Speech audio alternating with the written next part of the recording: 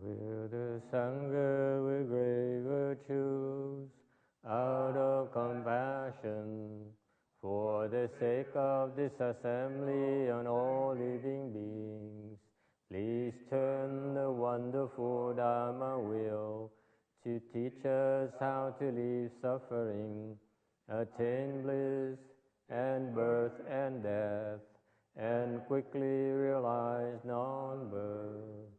Cung thính đại đức tận thịnh, vì thứ pháp hội cấp nhất thiết chúng sanh, tinh chuyên diệu pháp luân giao đạo ngã môn, như á liêu sanh thoát tư ly cô đạt là tốc chứng vô sanh.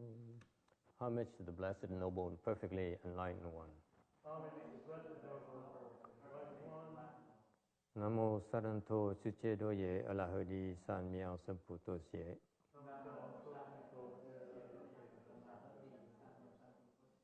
Namo Tarakta Toya Daya Alahade Tamyo Tambo Da Toa.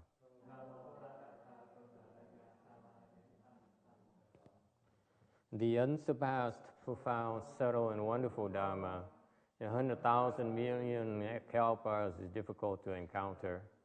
Now that I've come to receive and maintain it within my sight and hearing, I'm about to fathom and thus come one's true and actual meaning. Wu shang sheng sheng wei miao fa bai jie wan jie nan zhao yu wo jin jian wen de shou ju yuan jie ru lai zheng shi yi. All Buddhas and Bodhisattvas, Venerable Shenhua, Venerable Sanghas, and all good knowing advisors, Amitabha. 诸佛菩萨、诸佛上人、各位沙弥、各位沙弥尼、各位上师，阿弥陀佛。Chư Phật Bồ Tát, kính thưa Hòa Thượng Tiến Hóa, quý thầy cô và quý vị thiện tri thức, A Di Đà Phật. Today is the 29th of March, 2015. We are in Rosemead, California to continue discussing the Vajra Sutra. I'm sorry, the Heart Sutra. You should be on slide 75. We have a we uploaded a new PDF file for these slides. Có cái file mới. Hey, the ballet girls. Hey. All right. This sutra is very popular, very short, and yet very concise, and therefore contains very profound principles. Cái kinh tâm kinh rất là ngắn, nhưng đều rất là chính xác. Thành ra nó có chứa đựng rất nhiều cái ý nghĩa rất là thâm sâu.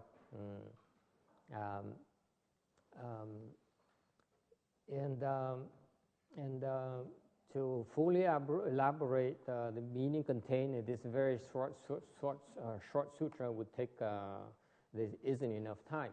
Muốn giải thích hết tất cả những cái ý nghĩa của cái kinh này đó thì không đủ thời giờ. Therefore, it truly is the heart of the Prajna Paramita Dharma. Thank you. 谢谢你. Thành ra thực sự là cái tâm kinh này nó hàm chứa cái tinh túy của cái pháp bát nhã. This is the essence of the Prajna. This contains the essence of the Prajna Dharma. Okay. 76, tấm 76. The sutra says that the Bodhisattva of great compassion became enlightened by practicing, by emptying the five skandhas. Kinh nói, tâm kinh nói là ngài Quán Tự Tại Bồ Tát đắc giác ngộ nhờ chiếu cái ngũ uẩn mà thấy nó là không, tức là biến khiến thấy làm cái những ngũ uẩn mình nó trống, nó trở thành không, mới đắc được giác ngộ. Okay. Here we talk the average people talk about enlightenment. Enlightenment is a greatly misunderstood concept. Cái giác ngộ đó là đại đa số mọi người đều hiểu lầm hết. Không hiểu giác ngộ là cái gì. Okay? Even the people cultivate, this is not written in the books even, trong những cái kinh điển và những cái chú thích của kinh đó, cũng giảng rõ về cái phần này. Okay? In Mahayana, okay, first of all, Mahayana enlightenment is very specific. Thứ nhất á, bên Đại thừa chúng ta đó, cái giác ngộ đó, nó rất là chính xác. Okay. Enlightenment is clearly is a very very advanced level. Cái giác ngộ bên Đại thừa chúng ta là một cái cảnh giới nó rất là cao. Very hard to attain, nó rất khó mà đắc. Okay. Much more so than the Hinayana people aspire. Cái cảnh giới giác ngộ bên Đại thừa nó cao hơn cảnh giới giác ngộ bên Tiểu thừa nhiều lắm. Quý vị không thể tưởng tượng được. It's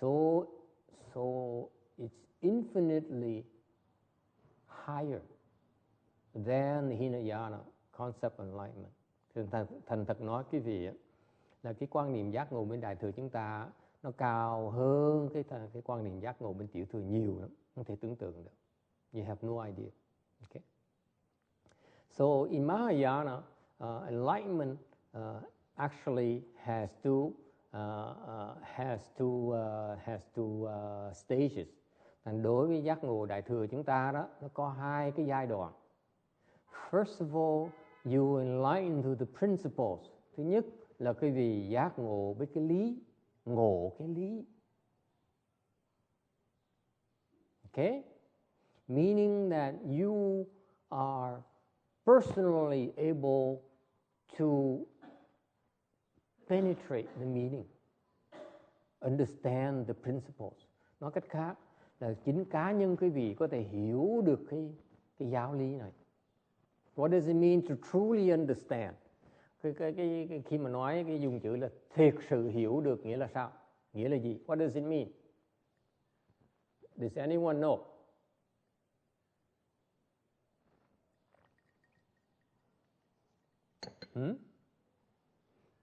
Yes. I think truly understanding means when you can apply the understanding. What, for example, when people ask you, do you understand? Giờ thầy hỏi về cái việc khi mà người ta hỏi có người hỏi cái vị cô có hiểu không? How do you tell people you understand? Làm sao mình giảng nghĩa người ta biết rằng mình hiểu được? Yes, text. How do you explain to people that you understand what they're talking about? Why you have to? You should say, I know. Don't get it. No, I ask you. I explain something to you. Okay? Then I ask you, do you understand? So what is meant by the phrase, how do you, I'm asking you to prove to me that you understand. Explain it back to them. Explain it back to me. Làm sao mình chứng minh mình hiểu được? By explaining, right? Bằng cách mình giảng nghĩa ra cho người ta, right? That's what understanding means. Cái hiểu này có nghĩa cái việc có thể giảng nghĩa người ta được. You can describe it, you can explain it. Cái hiểu nghĩa cái việc có thể giải thích được, cái việc có thể giải nghĩa được, cái việc có thể mô tả được, right? Okay. Then how do you understand the principles? Làm sao cái việc hiểu cái giáo lý bây giờ? nghĩa là sao? Let's say when you act on them, when you act on them, you understand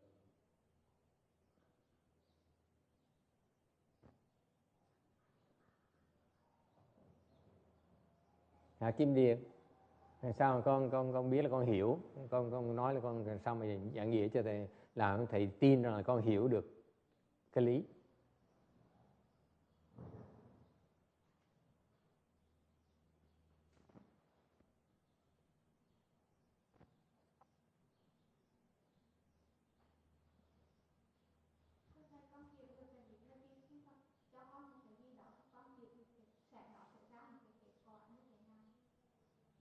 Thế là con vẫn giải thích như thường. She still goes back to explaining, right? She explains it. You're able to explain it to demonstrate you understand. Khi mình hiểu, có nghĩa mình có thể giải thích được, mình có thể chứng minh được, right? Agree so far? Understanding means that you are able to explain it, you are able to justify it, right? That is not understanding. Cái đó không phải là hiểu. Now we're talking, this understand here, between quotes here, is not what you're describing. Yes, Shana? I think truly understanding means you have to show an action. Like, I don't understand how not to be upset, and then you need to show that you're not upset in circumstances where everybody should be upset.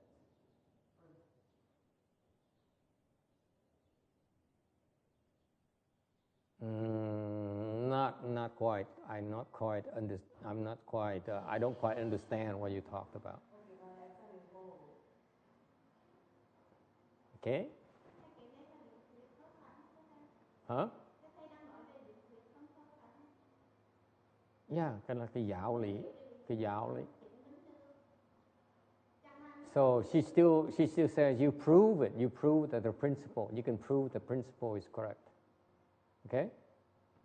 That's still not understanding. Cái đó vẫn chưa là hiểu như thế. Hiểu như là đi. What does understand here means? You believe. Not quite. Yes? Hiểu nghĩa là sao? 懂是什么意思呢？这个字是懂。懂是什么意思？懂什么？ They're still trying to, for them, understanding means you can prove, you can demonstrate, you can explain. Okay? What's the problem with that definition? That understanding is based on thinking. Cái hiểu mà quý vị mới giảng nghĩa cho thầy nói đó, cái hiểu đó là hiểu của cái lý trí. Của cái óc suy nghĩ mình. Cái hiểu này là hiểu mà không suy nghĩ mà vẫn hiểu như thường. This understanding here means that you know without thinking. This understanding, as you define it, as you know because you can prove it, because you can demonstrate it, because you can deduce it. Okay? You can explain it.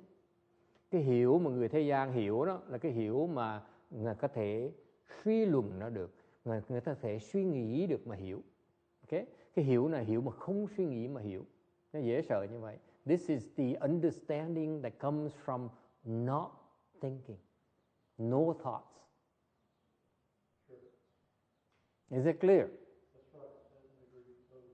Why? Because enlightenment cannot be demonstrated. Enlightenment cannot be explained. It has to be experienced. Tại sao cái hiểu này nó không thể nào giải nghĩa được? Tại vì cái giác ngộ đó là quý vị phải chứng lấy, phải thể hội lấy, chứ không thể nào mà giảng nghĩa được, mô tả được, suy luận ra được. 觉悟的境界需要你你自己体会到的，不可以解说的，不可以想，OK 想 ，OK 可以吗？That's what the Chinese they have this something called you experience the body and you comprehend your mind. It's at the same time. That's why tiếng Hoa nó rất chính xác, gọi là thể hội, thể với cái cơ thể, hồi là cái óc.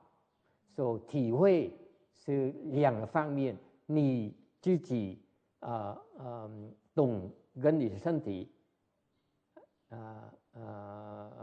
同时还是懂跟你的心也懂的。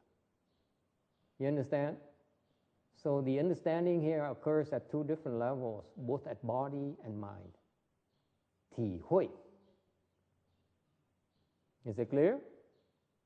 And that only comes by not thinking, không suy nghĩ mới làm được cái cảnh giới đó. So far so good. So what it means? Có nghĩa là sao? If they explain,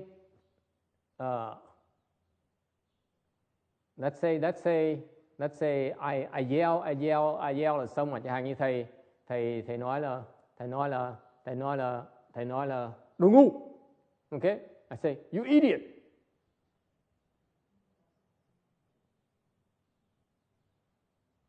You idiot.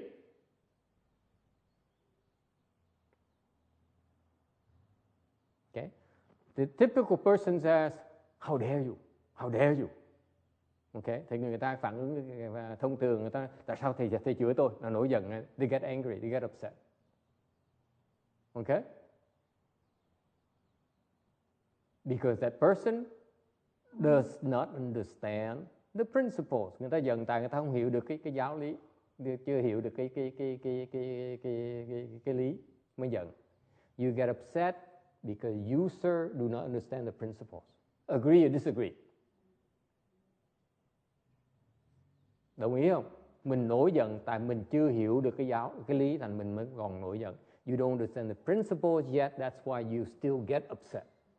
Agree or disagree? If you truly understand the principles, people yell at you, you're not offended at all. Nếu quý vị thiệt sự mà hiểu đó, quý vị người ta mắng quý vị vẫn tỉnh bơ. Okay? You truly understand the principle. If the legs hurt, khi mà cái chân nó đau á, quý vị hiểu cái giáo lý đó, quý vị sẽ không thấy đau. You don't feel any pain.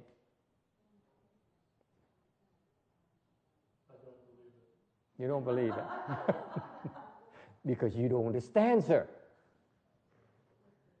So far, so good? That's my proof. Okay, so your legs don't hurt. Mine do. Because I don't understand. I didn't say I understood, did I? Okay. So far, so good? So let's say someone insults you, người ta mắng mình nổi giận, là mình chưa hiểu cái lý thành mình mới giận, đúng không? Right?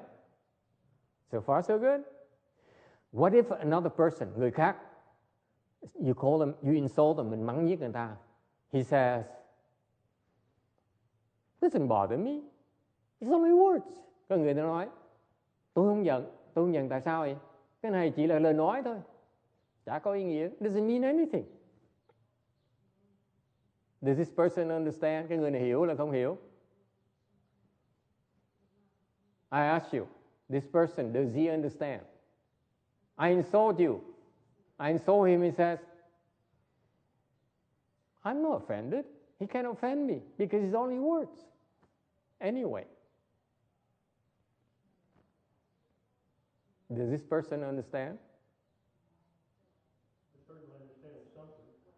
Hả? Cái người mà nói ông thầy mà mắng tôi như vậy, cái này tôi không giận, ông thầy làm tôi giận được tại vì chỉ là cái lời nói chả có ý nghĩa gì hết. Người này hiểu chưa? Hiểu hả? Jin Xiang says yes, he understands. She says, Vietnamese says, yes, he understands. Huh?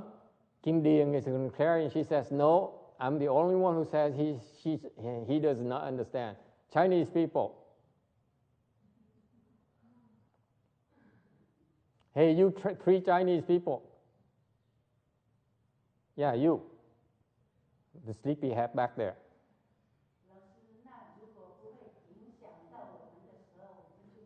Tức cười lắm kìa. Lúc mà ăn trưa nó đùa, nó giỡn nhau, nó cười During lunch, they are wide awake. As soon as we sit down and talk sutras, explain sutras, they all fall asleep. Để ý thấy không? Ăn trưa thì vui vẻ, mắt mở thao láo, ngồi nghe giảng kinh mắt ai cũng lý nhíu mở mắt không nổi nữa. Gớm thiệt là gớm. Bởi vậy tóc ngay nó cận bạc.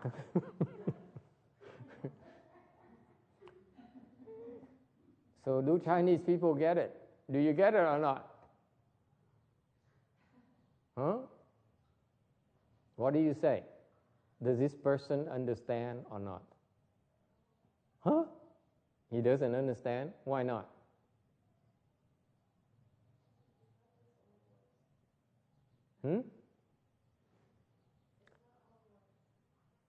Ông này hiểu là không hiểu? Không hiểu tại sao vậy?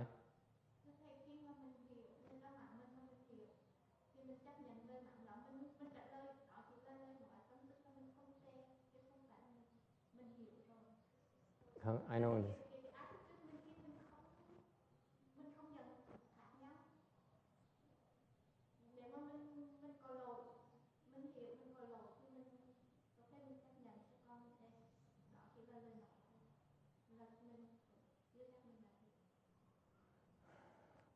The Central Vietnamese, they have this weird accent. I'm not sure I get it. The Southern Vietnamese, the Southern Vietnamese, they have a very weird accent. And the Central Vietnam, I'm from Central Vietnam. I have a hard time understanding her as well. Cái người Quế nói cái đồng nó đằng quá đi. Mình nghe mình không hiểu được luôn.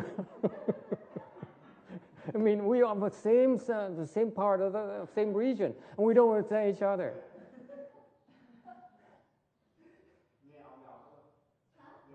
Nghe mà ụt dột á.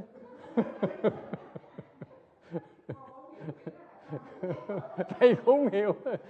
Bà nội thầy cái giọng nghe mà ụt dột á.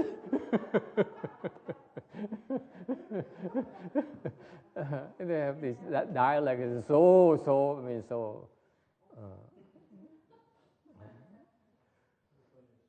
so low class. Yeah. So on this side, the men's side, the women they have the chances.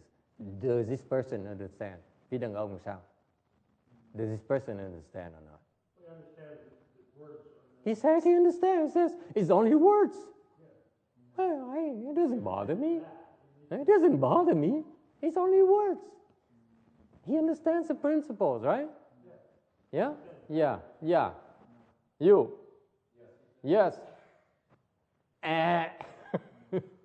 Đàn bà giỏi đàn ông khổ vậy đó.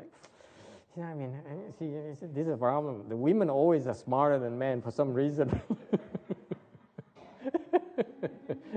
It's so difficult to understand. Cái mà thầy không hiểu được cái chỗ đó, tại sao đàn bà nó giỏi hơn đàn ông được, thầy cũng hiểu được cái phần đó. I don't get it. Why is it women are always smarter than men? Tex, please explain that to me. Women are smarter than men? Yeah. They understand. You guys don't. Some women are smarter than men.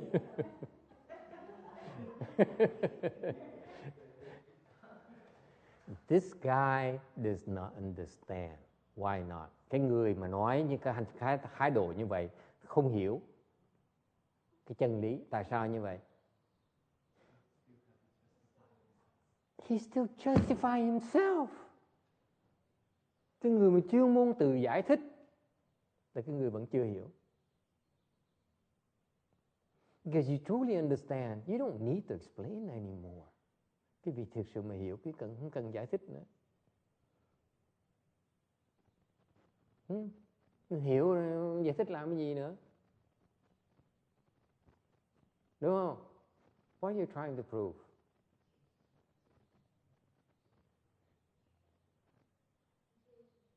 There's nothing to explain. Mình hiểu rồi, mình không còn cần phải giải thích cái gì nữa hết. Mình hiểu hoặc là không hiểu thôi. Tại sao phải giải thích? Either you understand or don't. Why you have to justify? It's only words. What does it mean? The guy is offended like hell. Giận.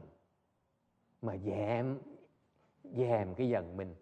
Mà nói tôi không giận nó, tại vì cái đời chỉ là lời nói thôi, trong tâm nó giận, mà cái miệng nói là tôi không giận. This person is very upset inside, right? He says, how dare you insult me? But I will prove to you I don't get offended because your words, I don't take them seriously. You see? He's getting so angered up inside, but he's saying, he's claiming he's not angry. Mới có cái phản ứng. He's still reacting to the words. Vẫn còn phản ứng với cái lời mắng nhất. Nhưng mà thực sự hiểu, mắng nó cũng vậy, mà khen nó cũng vậy thôi. So the people really understand. You insult them, fine. You praise them, fine. Big deal. No need to react. Không cần phải phản ứng gì hết. So far, so good? So what happened is that when you align the principle, khi mà quý vị giác ngộ cái chân lý đó, principle here, the true principles. Let me elaborate this for you. Two, because this is not clear. This is from Chinese, which should be true principles. The truth. Understand the truth. Hiểu được cái sự thật là cái gì. So far, so good? Enlighten to true principles. Understand the true principles.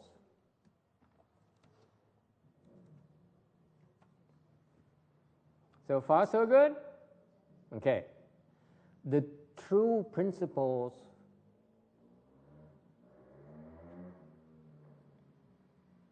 cannot be explained. You only understand the principles when you have no thoughts. So it's a case whether you understand or you don't. It's no in between. Thành cái chân lý quý vị hiểu là không hiểu thôi, không thể nào giữa lưng chừng ở bên. So far, so good? You guys have all an idea, a clue what the understanding means. That's very good. But you still cannot put it together yet because you still don't understand that state. Okay? Okay.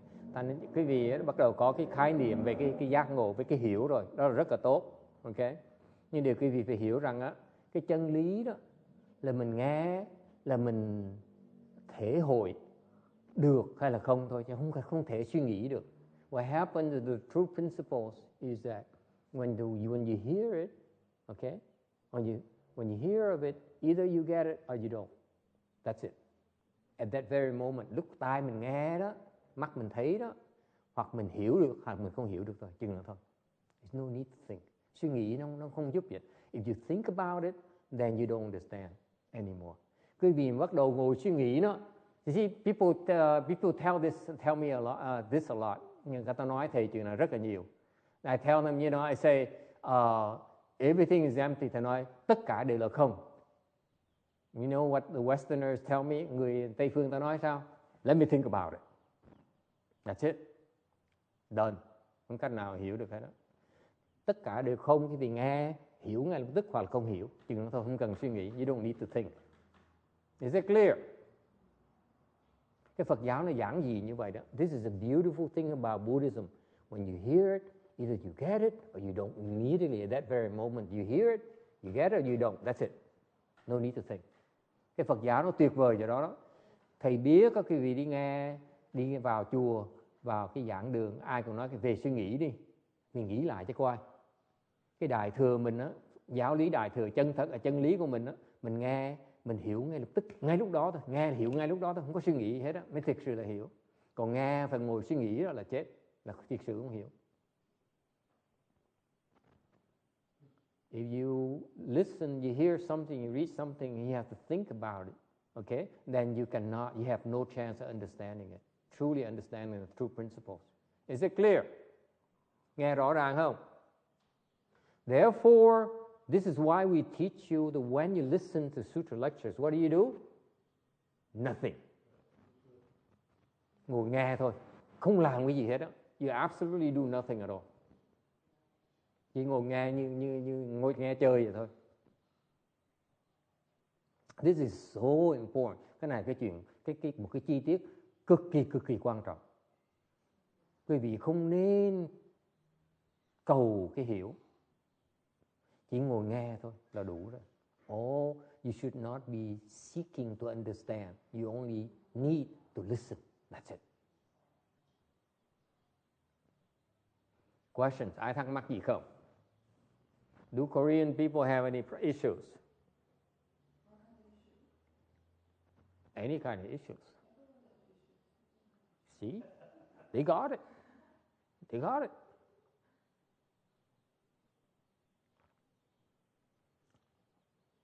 Quý vị biết không? Thì mấy năm trời thầy mới hiểu được cái lời dạy của Ngài Tuyên Hóa, nó ngồi nghe thôi, đừng có suy nghĩ. Giờ mới hiểu được. Took me 15 years to understand that. My master instruction, just listen. That's all you do, just listen. Just listen. Chỉ nghe thôi. Không cần suy nghĩ, không cần hiểu. You don't need to think about it. You don't need to understand. Just listen. And sáng nay, oh, this is so beautiful. I don't need to do anything. Có nhiều người cái cô đàn cô khoái, vậy hay quá, tôi không cần làm gì hết. Yes.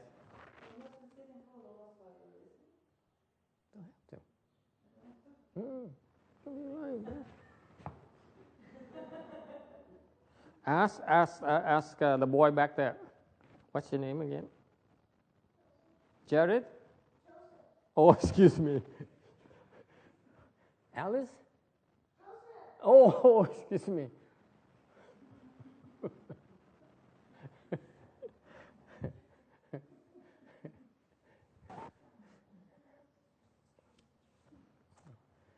Okay. You don't need to be in full lotus at all. Không cần phải ngồi kiết già luôn nữa. Nằm, đứng, nghiêng ngửa, nó không quan trọng. Mình nghe, mình thể hội được là xong. Mình không cần biết mình làm gì. Full lotus is only for Koreans who are not enlightened yet. Những người Đà Hàn mà chưa đắc giác ngộ phải ngồi kiết già. Những người Việt Nam á, chưa giác ngộ không cần ngồi kiết già. The Vietnamese who are not enlightened yet, they don't need to sit in full lotus.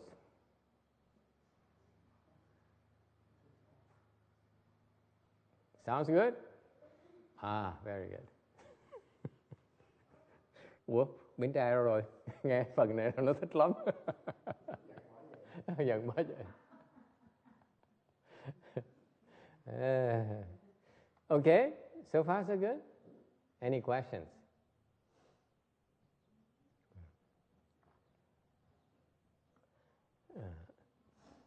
Then you should be asking me a question. Đáng lý quý vị phải hỏi thầy.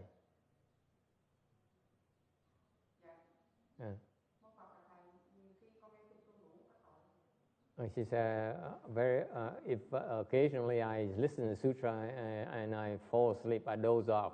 Is there any offenses? For you, honey, no.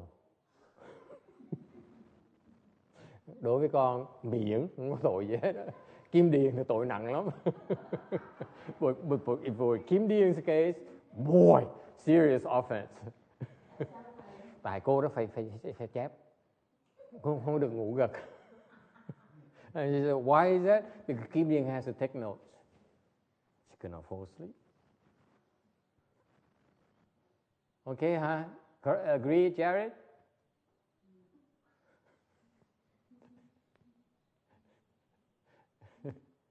Okay. Thì như vậy á, nếu như vậy á, thì nghe mà cũng giống như không nghe thì tới nghe làm cái gì? Phải hỏi ngay á. Mấy tụi Mỹ nó hỏi ngay, tại ông già bây giờ ông sợ thầy là mấy ông bị bệnh là đâu, ông thiếu sáng suốt rồi. Trước ông già đó ông dữ lắm. You got to, you know, the most obvious question is that if you just listen and do nothing, then why bother listening at all? The same as not listening. You just listen. So what?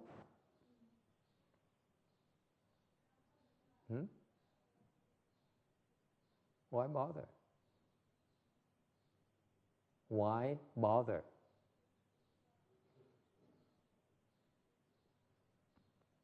Mình nghe mà mình cần hiểu thì nghe làm cái gì? Hả? Tổng cái nhân.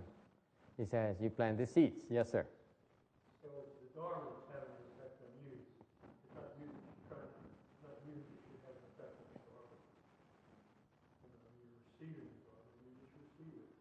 You're not supposed to mess around with it, object to it, judge it, just receive it.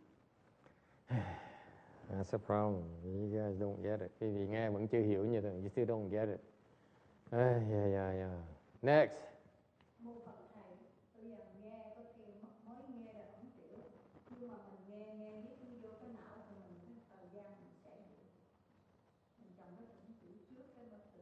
You plant the seeds and over time it will spread, will sprout, will germinate. Yes? Next.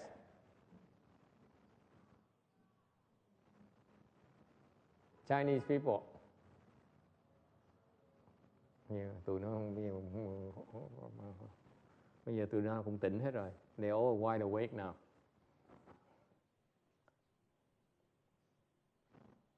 Why bother? Why bother? You just sit there and listen and as if you're not listening, then why bother? Nghe mà ngồi nghe giống như không ngồi nghe cũng được, không nghe cũng được thì nghe làm cái gì?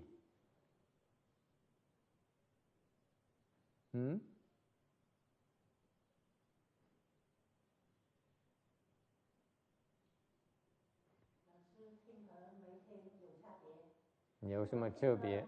那个一进入那个的时候就有味道水，久的时候那种是。Okay, it's true, always true that you planted the seed. Đúng, trong cái chủng tử, lời thầy nói không thể nói sai được. I said so, it's totally true. Okay? It is true. You planted the seeds. But let me ask you this. Can you really sit there and not think? Can you? Ngồi đó mà nghe mà không suy nghĩ được không? I'm asking you now. I'm asking all of you. Can you sit there as I talk? Can you listen? One ear goes out the other. Does it happen? Nghe xong đi ra, vô, nó ra, vô, ra, không có gì đây hết á. Nó có thể có được không? Is it possible? Tell me the truth. Can you do it? Can you do it?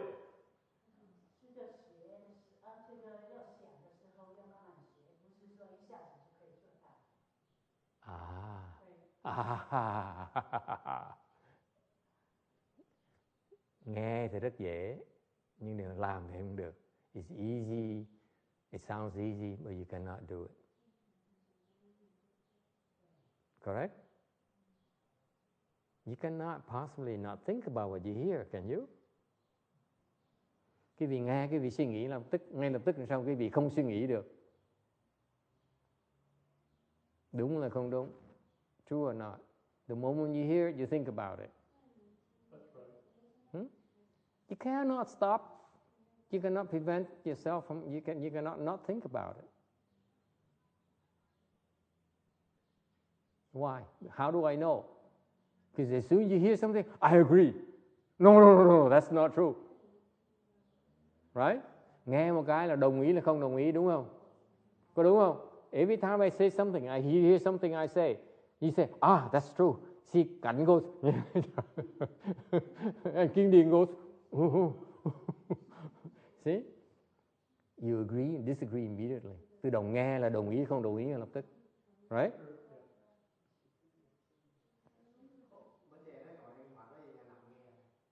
Nằm nghe hả?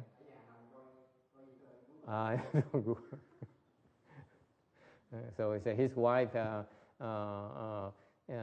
she created a new way of listening to Dharma. She goes home, lies down, and gets on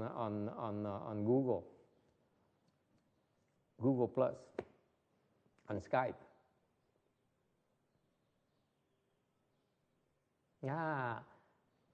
Như vậy nằm có nghe mà không suy nghĩ được không? Nằm á là người đang nghe giảng kinh mà thích là chết. Bởi vì nghe giảng kinh mình ngồi đâu có nằm. Mấy đứa mà nằm như vậy đó, nó đang thích này, nó đang ngồi nghe, nó làm như vậy, nó có tư tưởng là tôi đang thích. Cái này nó chế ngự cái nghe. Chính xác dễ sợ không? Quý vị đâu có biết những cái chuyện đó. You realize that the problem with people who lie down to listen to Dharma is that they enjoy it. Let me describe this for you. This is comfortable. The thought of comfortable is here. Hearing comes in. This predominates the hearing. This enjoyment here prevails over the hearing.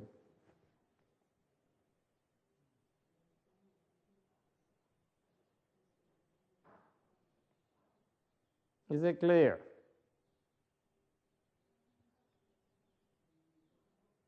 How do I know?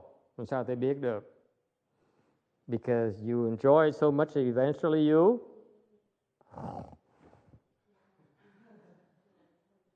don't listen anymore. Làm sao tôi biết được? Thầy chứng minh cái gì rằng á, khi quý vị đang thích thú mà nghe đó, cái thích đó từ từ nó chuyển thành khiến quý vị buồn ngủ và không cần nghe luôn nữa, không còn nghe luôn nữa. True or not? I know exactly what goes on inside of you. I know what goes on in little heads. Cái đầu óc quý vị là để đi guốc trong đầu quý vị.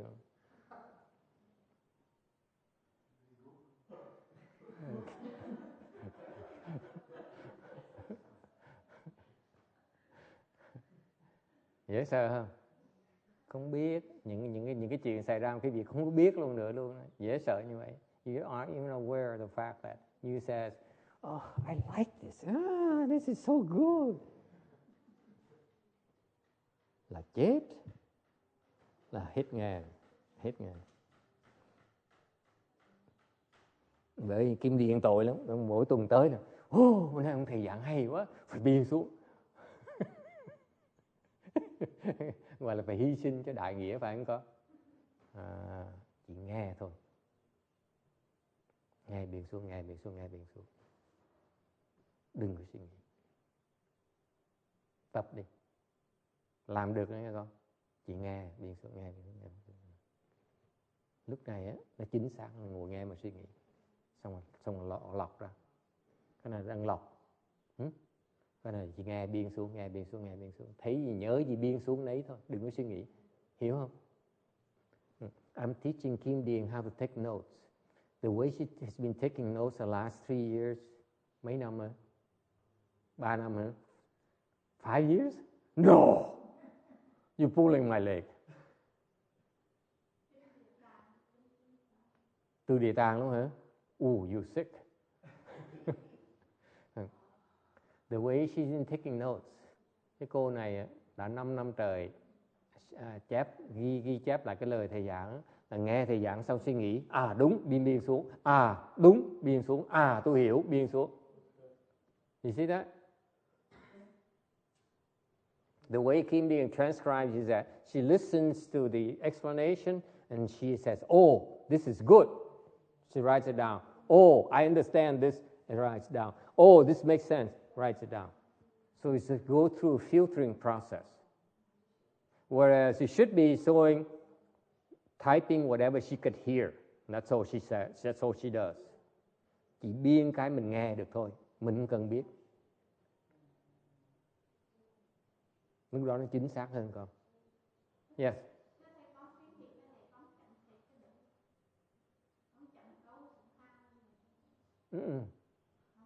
Không cần luôn, không cần xuống hàng, không cần gì hết á. Tự động mình sẽ biết à. Dễ sợ như vậy đó. She says she needs to understand that she knows how to use the structure the sentences, the paragraphs, and so on. I say you don't even need to do that.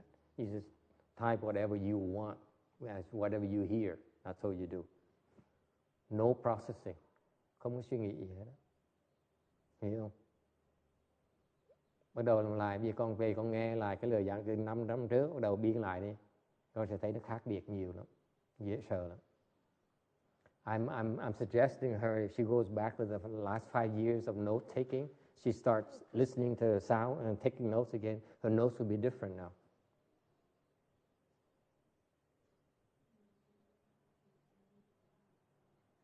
At first, it's blank, and then eventually a few sentences.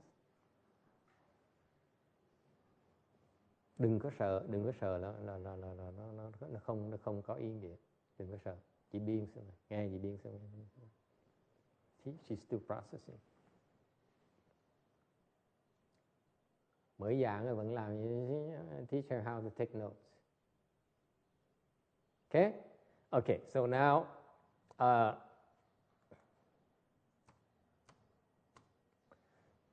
okay, so at first, the first level is you either understand or don't understand. Thầy nhắc lại cái vị nghe hay là đọc á, hiểu hay không hiểu ngay lúc đó thôi, không cần suy nghĩ. So you either you get it or you don't get it at that very moment. That's it. Don't bother thinking. Không cần suy nghĩ. Don't think. Train yourself not to think. Okay?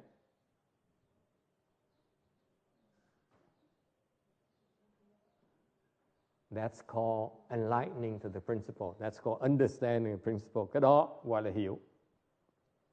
Okay? Now,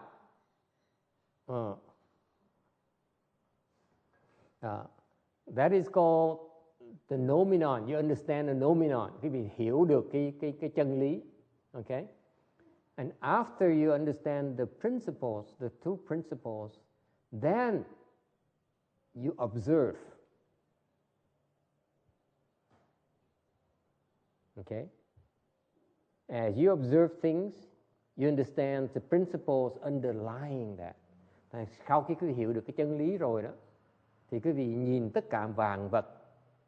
You look at this camera, you look at this person, you look at this window, you understand the principles behind it. Quý vị nhìn vạn vật, quý vị hiểu được cái chân lý sau cái vạn vật đó. Any questions? Ai thắc mắc gì không?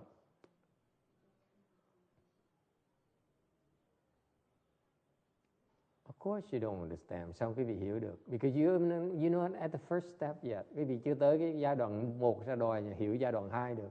You don't understand the first stage. How can you possibly understand what the second stage is about? So for now, just plant the seeds. Bây giờ không hiểu, chỉ trồng chủng tử thôi. Chỉ trồng thôi. I just showed you that is very important just to listen. Even if you don't get it, eventually you will. Don't have to worry. Is it clear? Tại cái quan trọng của cái nghe pháp là mình chỉ nghe thôi, đừng có ham hiểu, đừng có cầu hiểu ngay lập tức. Từ từ mình tự động hiểu chứ mình không cần suy nghĩ, tự động sẽ hiểu. You naturally will understand. It's all natural. Do not. That's what the Shrangama Sutra says, putting a head on top a head. Ở về kinh Kim Cang mới nói, kinh Lăng Nghiêm mới gọi là lấy có cái đầu rồi một con kiếm đặt cái đầu trên cái đầu của mình. Cái đầu trên này không cần thiết, có sẵn cái đầu nó đủ rồi. Tại đặt cái đầu thứ gì để làm cái gì? Mình không cần hiểu, tự động mình sẽ hiểu. Còn cái người mà cứ cầu cái hiểu sẽ không hiểu được. You will naturally understand. You don't need to seek or try to understand. You just apply the method you just cross your legs, you ngồi xếp bằng, tự động sẽ hiểu. You cross your legs, endure the leg pain, nhận cái đau, tự động nó sẽ hiểu. Automatically you will understand. No need to do anything. Không cần làm gì hết. Nhận cái đau thôi. One thing you do, you sit there, you endure it. Okay? And you naturally understand everything. Tự động sẽ hiểu hết. Questions?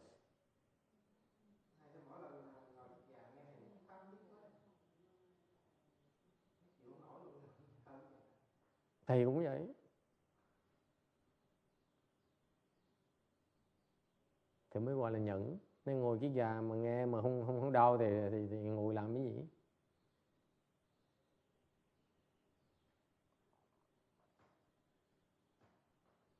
Cái đau nó có cái dùng của nó.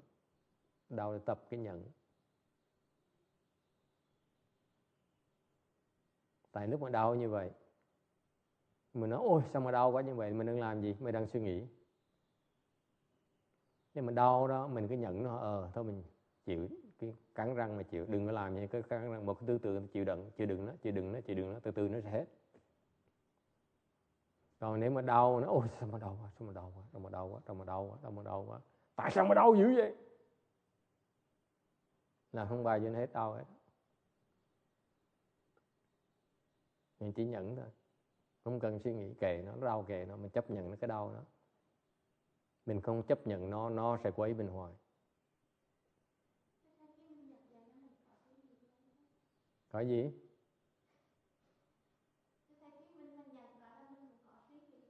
Đương nhiên.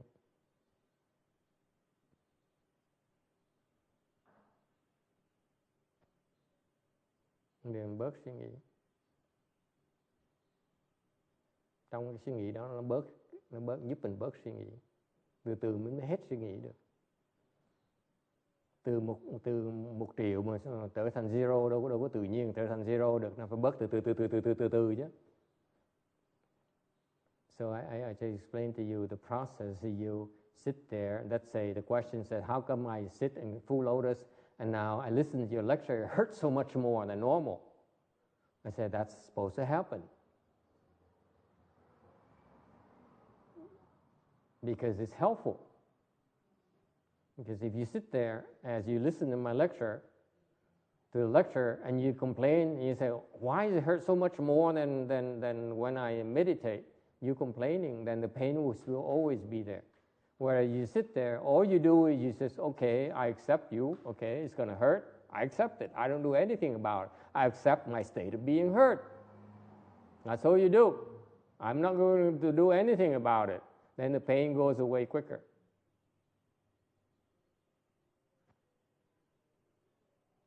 So Kim Điền then asks, she says, but does it involve thinking? I say, yes. What do you expect? Right now you have 10,000 thoughts per kasana in your heads. Now they're reduced to a handful of thoughts about pain. That's a big improvement, isn't it?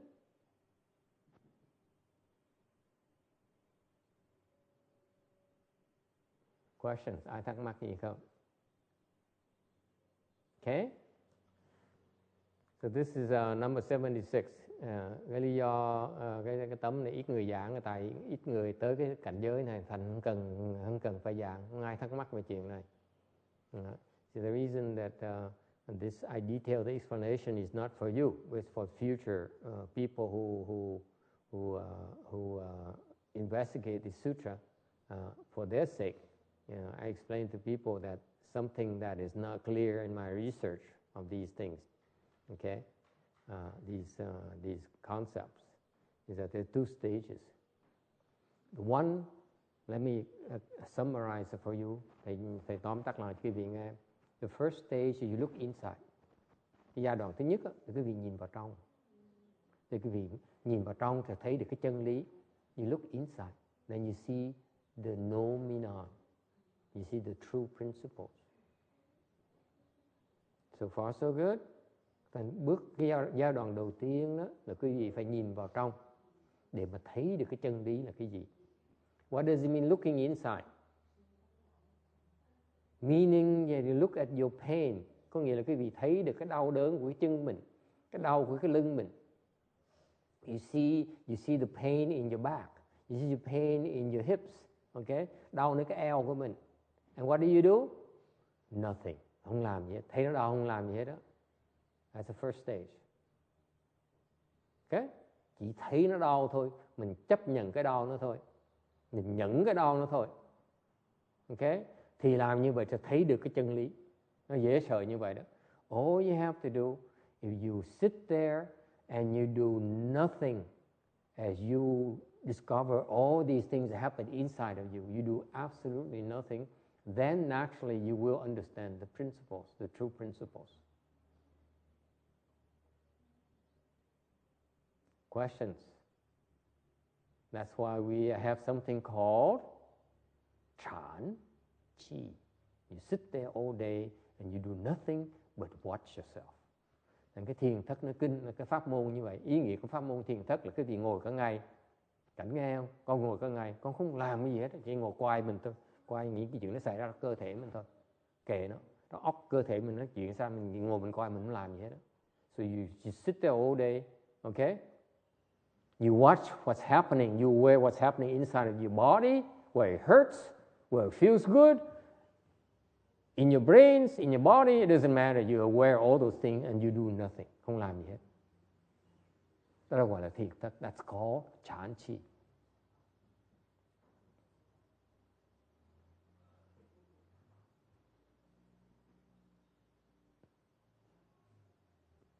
Cái vị người Việt Nam có gì nghe được giảng cái pháp môn như vậy chưa? I asked the Vietnamese and Chinese, have you heard anyone explain to you cultivation that way?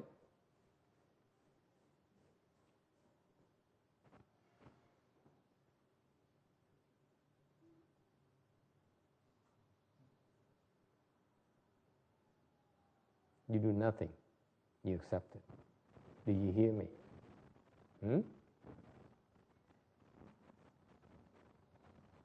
Your body is complaining. It hurts. Okay, I know you're hurting. That's it. I'm not unbuckling. I'm not complaining. I'm not worried. I accept it. Is it clear? Mình chấp nhận nó. Very difficult to do. Làm không phải là dễ làm được. Ai mà làm nổi đâu. Là rất là khó. It's very difficult to do, isn't it, Shana? You sit there and say, the legs say, oh, it hurts so much.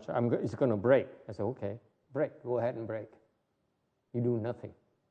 Hoàn toàn không làm gì hết. Chấp nhận nó. If you're going to break, so be it. Shana I don't do that. Huh? Okay? That's an extreme point of view. You're really going to be hurt.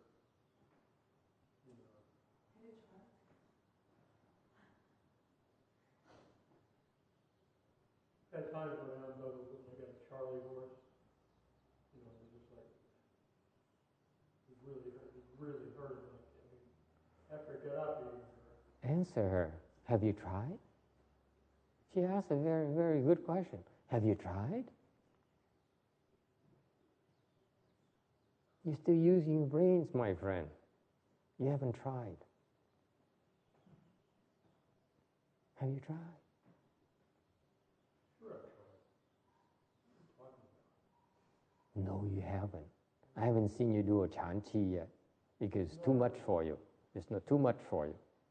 It's much harder here than at home, I guarantee you. Much harder here. Much, much harder. That's right. That's right. It's so hard. Okay? It's not for everyone. Nó dễ sợ như vậy. You know, let me tell you, my friend, for most people, I'd be surprised you can last a few days the first time. You can't last more than a few days. We do it for 7 weeks, 5 weeks. Months. It takes a lot of years of training before you can do that. Years, decades. Not easy.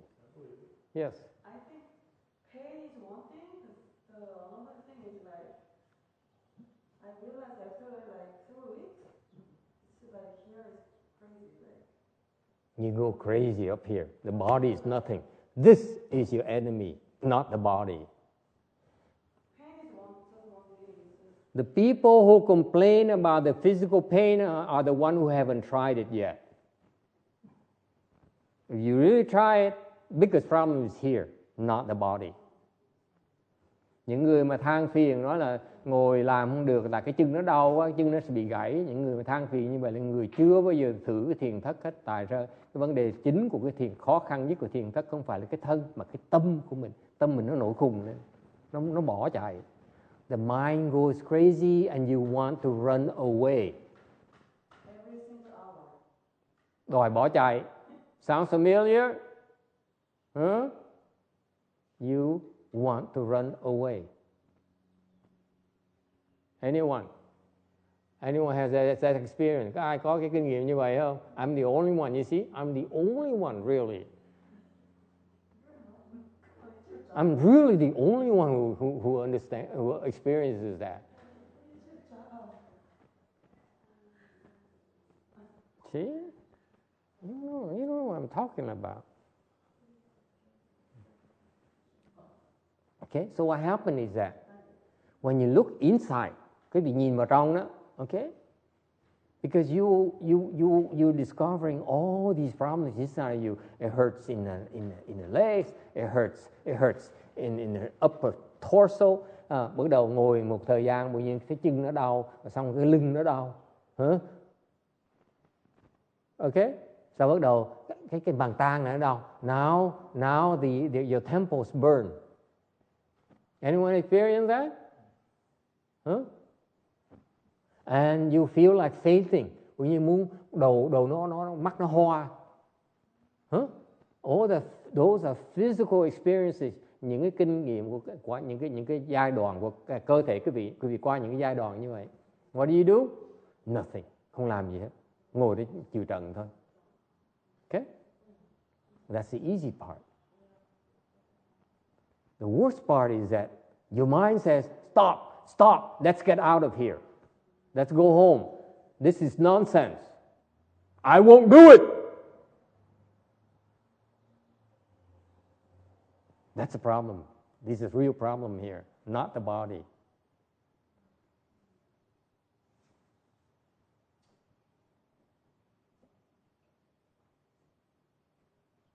Okay? And once you empty yourself, so you sit there and you learn not to react to all these physical problems you have. It's scary. Dễ sợ lắm. Khi bị ngồi đó mà phải nhận những cái chuyện nó đau đớn cơ thể mình đang thấy cái đau đớn, mình không làm gì hết. Dễ sợ như vậy đó. So far so good. Then it's called emptying yourself. Có đó gọi là làm cái thân mình nó không, làm cái tâm mình nó không. Questions? Okay? So far so good. Then you understand the phenomenon. Đó quý vị hiểu được cái chân lý. Đó là mới giai đoạn đầu thôi. This is only the first phase. Okay? Look inside. Ở trong. Look inside. Accept it. Once you're able to accept it, then you look outside. Sau khi quý vị thấy được cái chấp nhận, sau khi cái tâm và thân quý vị nó trống rồi, nó không rồi, thì quý vị bắt đầu nhìn ra ngoài. Now you look outside.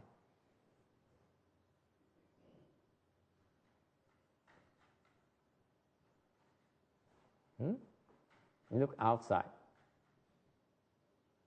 You look at Kim Điền and say, that's why she's like that. Mình nhìn mình biết này, mình hiểu tại sao người ta như vậy. You understand why things are that way. See? Mình hiểu được tại sao cái sự kiện nó như vậy. So do not think enlightenment is something theoretical. It's very useful. Thành quý vị đừng có lầm tưởng rằng cái giác ngộ là cái mà nó vô dụng. Cái giác ngộ nó rất có hữu dụng. Tại sao? Cái gì mình cũng hiểu hết đó. Enlightenment is very useful because you understand everything. Engineering.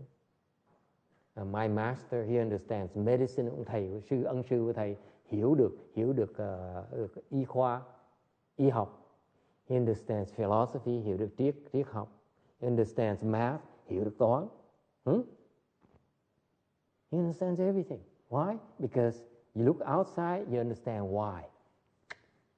Why? Why are you like that? Why is he like this? Why am I like this? Why is it this way? Mình hiểu được vạn vật. That's called wisdom.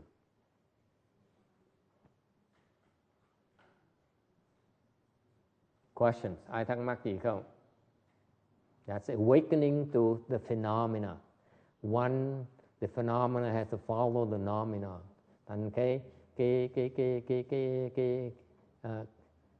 Việt Nam mình gọi là lý và sự. This is why the Chinese call it lý, sự. Lý và sự. Thứ nhất, thông đạt được cái lý. Thứ nhì, thông đạt được cái sự mới thành Phật được. Then you become a Buddha.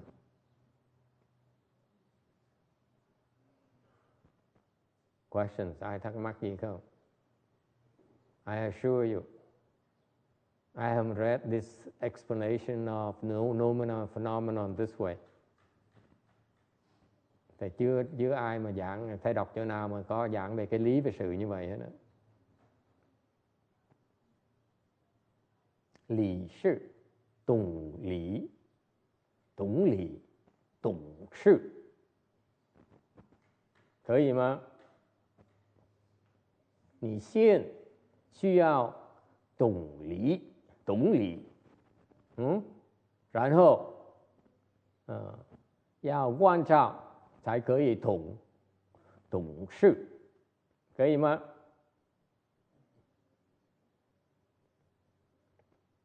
？Does my Chinese sound correct? No, it doesn't. Okay, 77, 77.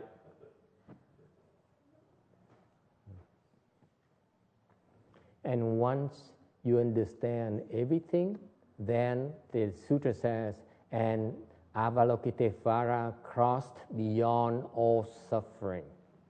Và trong kinh nói là khi mà Ngài Quán Tự Tại Bồ Tát mà hiểu ngũ uẩn giai không, okay, và vượt tất cả những cái khổ ách, okay, vượt tất cả những khổ ách. Vượt này là cái đó là cái sự đó. Beyond all, okay. Beyond all means, what does it mean? Beyond all.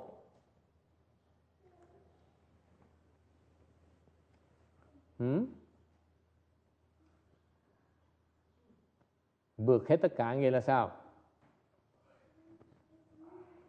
Nothing bothers her anymore. Nothing bothers her. Khi vượt tất cả, vượt nhất thiết khổ ách nghĩa là sao? Là không còn cái gì mà khiến cái Quán Tự Tại Bồ Tát phiền não nữa. Không còn cái gì nữa, không còn một tí phiền não nữa. Okay? Questions?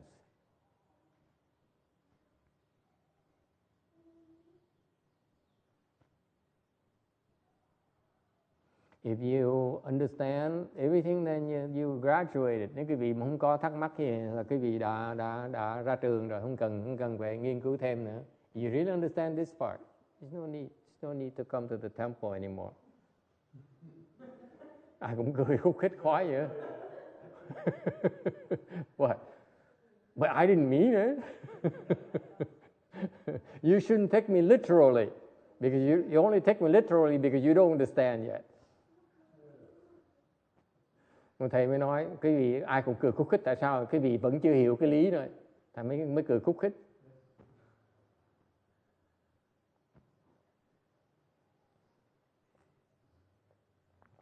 At least I know Cảnh and Kim Điền will still come, and Sana will still come to my lecture. Chắc chắn cô Cảnh với cô Kim Điền với cô Sana vẫn tiếp tục tới nghe thầy giảng kinh như thường.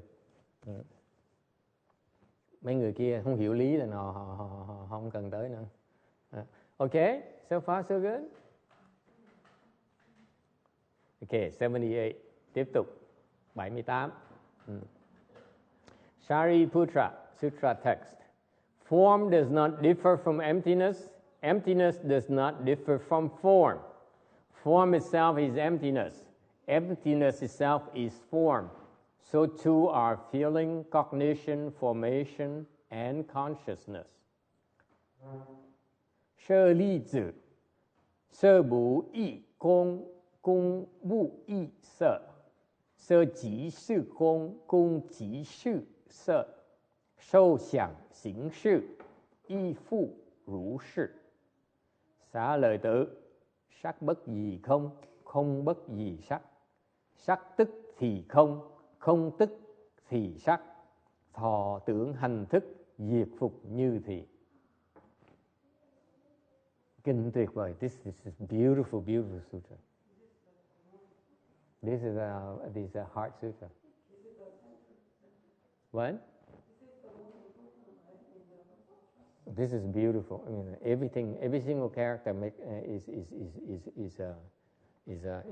contains a lot of meaning. But I enjoy reading this because looking at this because every time you look at it, you see different things. Mỗi lần thầy đọc cái này thì nghe thầy có hiểu cái cách nhìn, có nhìn khác. Okay, today I read and I say, oh wow, this is so wonderful. Okay. 79. Okay, tấm 79. Shariputra is the interlocutor. Interlocutor. I don't know, how do you say that? I really don't know. Interlocutor? Yeah. I don't know. It's a word nobody ever says. You know, But there's a word for it. yeah. It's a real word. It is. You see it written, but nobody ever says that word. So I don't know exactly how you're supposed to say it. So the person you talk to, the Buddha talks to. This is the Buddha teaches Shariputra. This is the principle of this sutra. Cái xá lợi Phất á, là cái người mà Đức Phật đang dạy cái giáo lý này, đang giảng cái kinh này. Okay? Shariputra is foremost in wisdom among his arhat disciples. Xá lợi Phất, xá lợi tử là người đệ nhất trí huệ tất cả trong những cái đệ tử thanh văn của Đức Phật. Excuse me.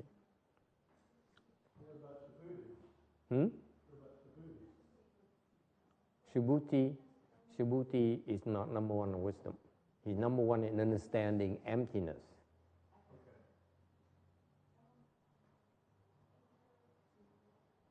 Okay? What's the difference between emptiness and wisdom? I have no clue. I have to ask the Buddha. But the Buddha's words, who knows?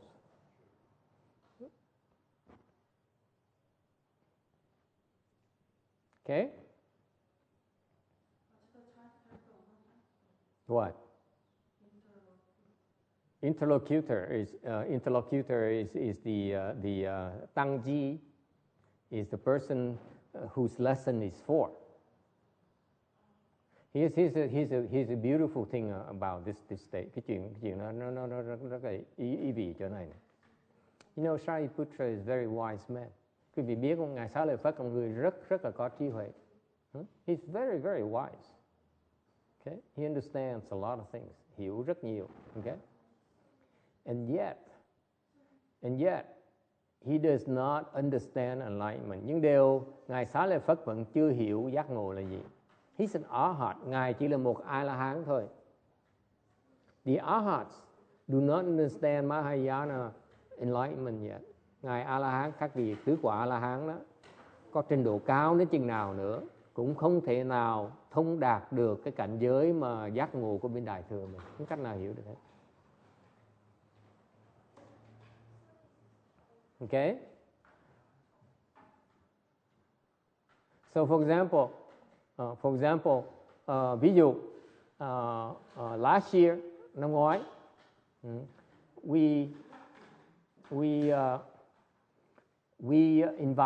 I invited a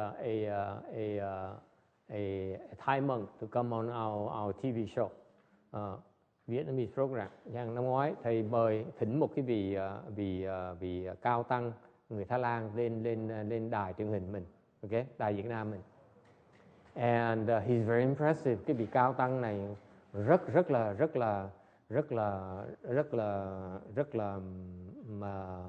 đạo cao đức vọng, đức trọng. Okay?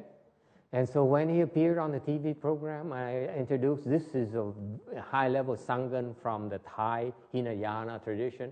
Khi thầy lên cái đài truyền hình mà giới thiệu nói đây một cái vị cao tăng bên cái truyền thống Thái Lan, nguyên thủy Thái Lan đó.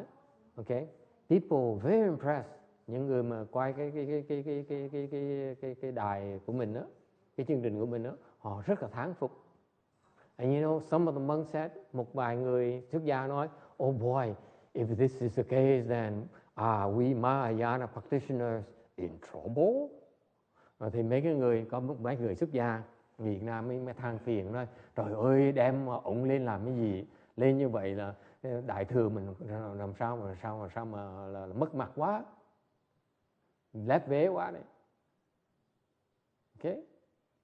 And basically says we can't compete with these high-level Thai Sanghas. So now, by my bringing on these high-level Hinayana Sanghas, then people will be so impressed with the Hinayana Sanghas more than us. And they say, boy, are we in trouble? Don't do that. Okay? Phản ứng đầu tiên là như vậy. Okay? So after the taping, sau khi thâu xong rồi, the venerable elder Thai monk, he says, I like it. You should invite me back because next time I do better. Thì khi mà vị hòa thượng Thái Lan ra mới nói riêng với bọn nhỏ, thầy nói tôi lên đài TV tôi thích lắm, mà lần sau mà thầy mời tôi lên tôi sẽ giảng nhiều hơn nữa.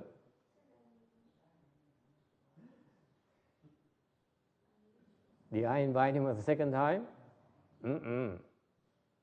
Thầy có mời lại lần thứ nhì không? Không có mời. Tại sao vậy? Hết sức rồi. That's as far as you can go.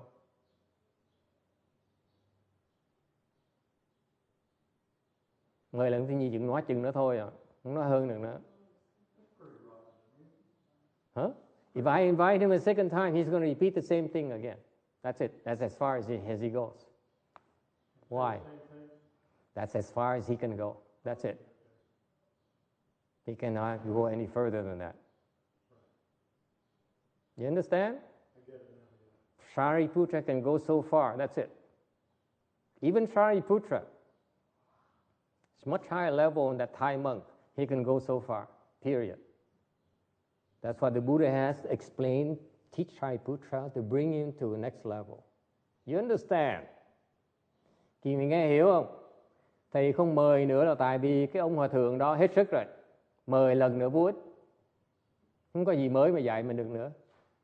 Okay? Thì quý vị hiểu cái ý của thầy không? Là Ngài Xá Lợi Phất, Xá Lợi Tử mặc dù là đệ nhất trí huệ bên nguyên thủy, nhưng đều cái sức Ngài chỉ tới chừng này thôi. Thành Đức Phật phải dạy Ngài cái tâm kinh này để giúp Ngài tới cái trình độ thứ nhì, độ của Bồ Tát. Okay. Bởi vì cái kinh là kinh của Đại Thừa. This is why, this is the Mahayana teaching.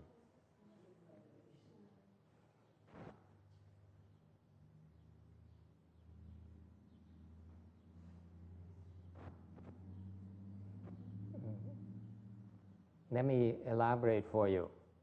If I were to ask that monk for a second time, if I ask him one question, he cannot answer it. Thầy không mời ông thầy hòa thượng lên nữa. Tại sao? Thầy biết lần thứ nhì mà thầy hỏi ông một câu, ông trả lời không nổi. Bữa đó thầy tha ông không hỏi ông một câu rồi đó. That day I gave him a break. I didn't ask him the one question that my co-host wanted, that I wanted to ask him. He cannot answer it. He still cannot answer it. Ngày nay vẫn trả lời không nổi. Thành hỏi làm cái gì? What was the question? There's so many questions. It's particular his situation. Okay? There's so many questions he cannot answer, but there's one question that will hurt him. Okay? He has a sister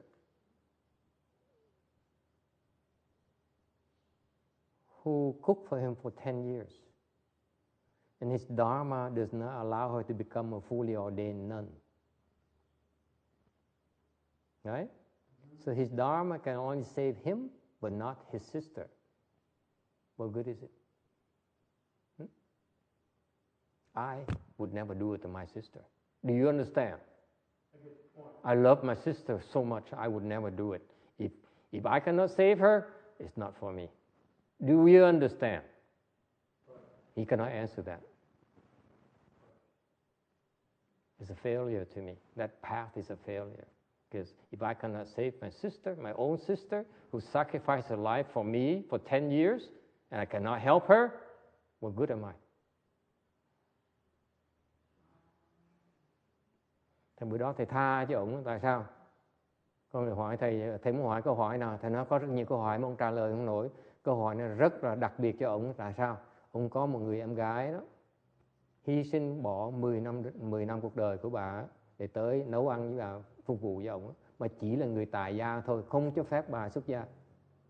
Cái hệ thống của họ, cái pháp họ không cho phép người nữ làm tỳ kheo ni. Thì thầy hỏi, đối với cá nhân thầy cái đó thầy không chấp nhận được. Em gái của thầy như vậy hả? Thầy bỏ cuộc, thầy không tu đâu. Tại sao vậy? Thầy không cứu nó được thì tu làm cái gì? Phải không Tân Hương? Nếu mà tôi không cứu được mẹ tôi tu làm cái gì? If I cannot save my mother, why do I bother? I have no chance to save my mother, why bother? If I have no chance to save my sister, why bother? Nếu thầy không có cái hy vọng nào có thể cứu được mẹ thầy, cứu được em thầy, em gái thầy, thì tu làm cái gì? Đường bế tắc. Đúng không? I would never do that. I cannot accept that. If I ask him that, how do you think he's going to answer me? You would embarrass him by asking him that. He would not dare come back. So I left it open. I gave him a break. Didn't want to embarrass him. Bữa đó thầy tha, thầy nương tay. So far so good? Was it clear? Sure. In his sister's case, when she got the beard, How could you, just think about it. How could you as a person says, I will save myself. Okay? This practice will save me, will help me. But my mother, forget it.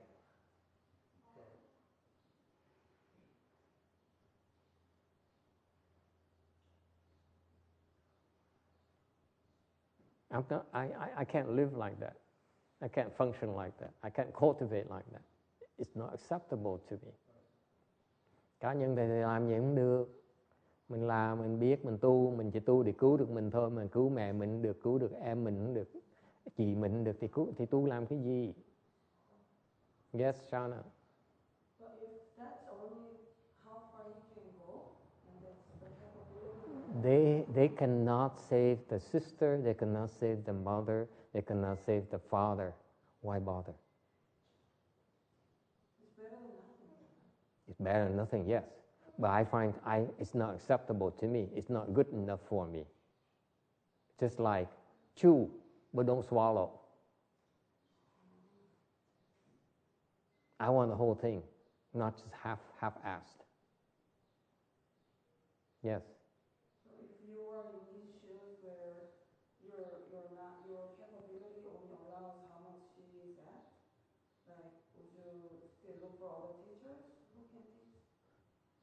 No, Shana, my point is that for you, for me, to devote my life to do this, I have my requirement, my expectations much higher than that. You understand?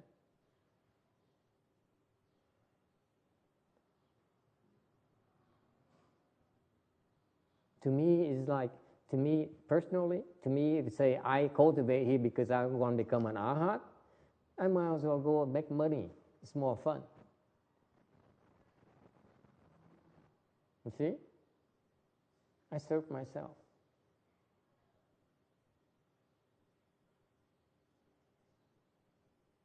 Questions?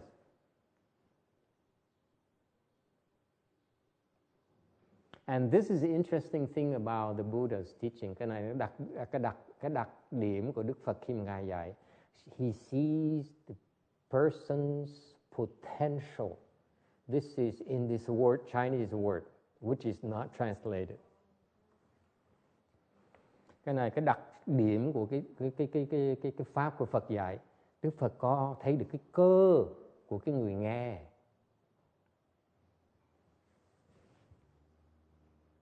Thì cái sức của người nghe nó đang ở đâu và cần dạy họ cái gì để họ hiểu được. So what the difference in the Buddhist teaching when he teaches it versus the way we teach is that he can see where you are, your potential, what he needs to teach you to help you. How many teachers you think are able to do that? I can only think of one I know of. Cái vì nghĩ có bao nhiêu ông thầy làm được như vậy? Thầy có biết một ông thầy thôi à? And it's not me. No, it's not me. I assure you. I only know one person. Thầy biết có một người thôi mà không phải là thầy.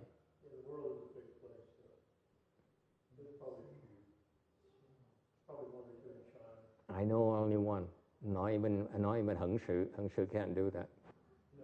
Hận Sự can't do that. Only Master Shê Hoa can do it. Có Ngài Tuyên Hóa mới làm được.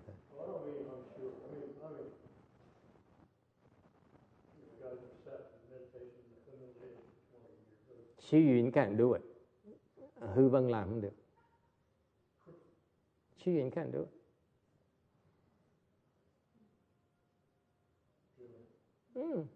Xu Yun can't do it. Don't think because you're a patriarch you can do. Đừng có nghĩ mình là tổ sư, có nghĩa mình làm được đâu. Chưa chắc đâu. Tổ sư, cái chuyện tổ sư dạy là dạy nha. Dạy không phải là tổ sư. Teaching is different. Patriarchship is different. Two totally different things. Okay? All right? So this is the interesting concept in Chinese. Ji is your potential, your makeup. Your makeup and potential. Am I correct, you Chinese people? I just made up this explanation today. I didn't look it up. I should have looked it up. Hey, Chinese people.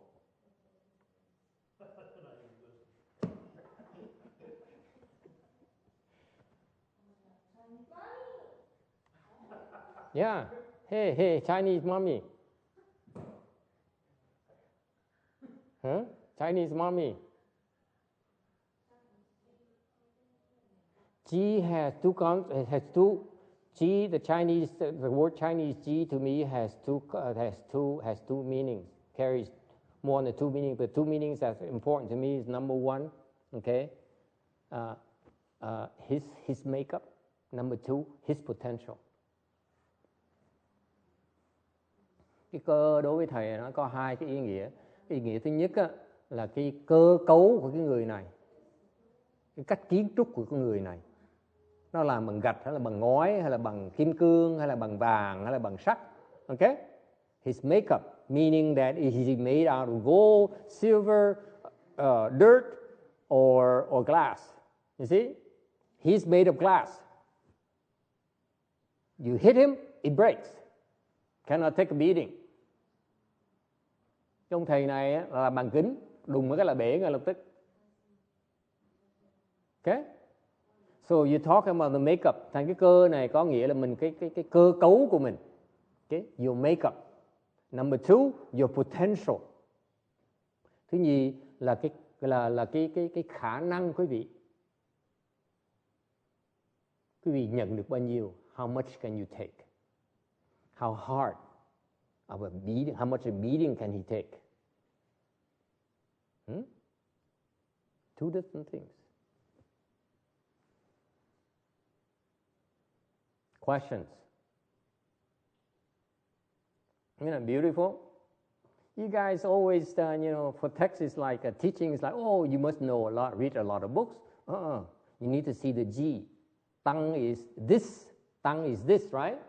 This potential, this makeup. 可以吗?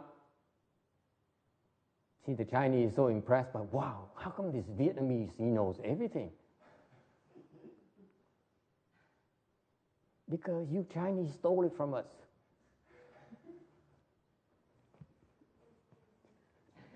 Tội cái mấy thằng Tàu bị dí hoài.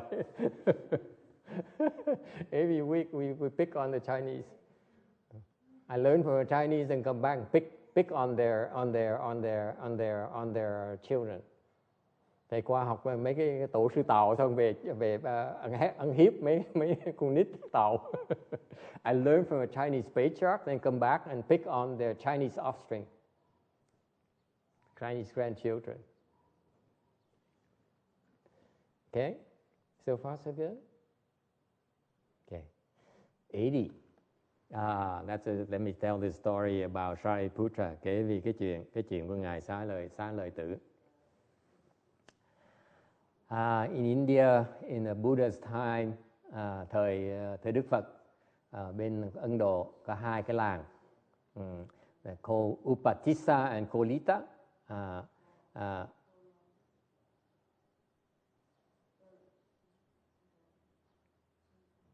And there are two families, closely connected, hai gia đình khá giả và họ giao hữu với nhau. Okay, friends for 7 generations, giao hữu với nhau đã 7 đời, 7 thế hệ rồi. Okay, and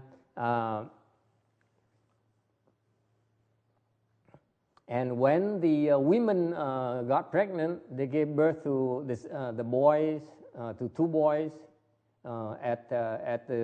on the same day.